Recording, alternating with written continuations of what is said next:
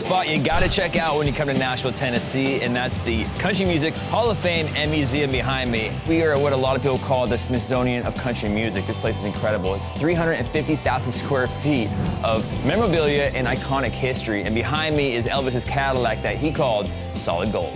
Back in 1960, Elvis paid George Barris $100 grand to customize this Caddy.